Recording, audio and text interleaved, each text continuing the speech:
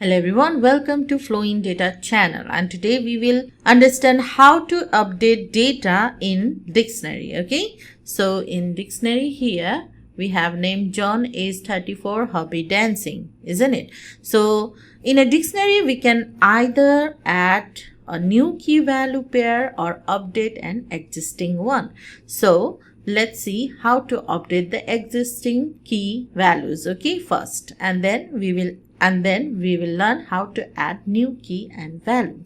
So for that, just you need to write the dictionary name, and if you want to change the name value, so you need to write key here and just equals to and then give another name. Okay, so I want to change this. So now let's print out the whole dictionary.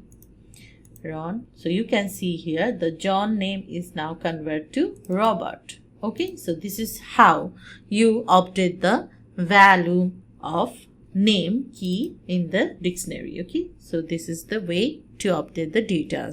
Now if you want to add a new key value paired to the dictionary, we have to use a key which is not present in the dictionary and assign a value to it.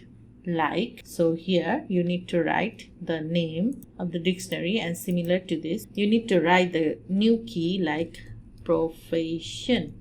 Okay, so this is our new key, and let's give the value here pilot.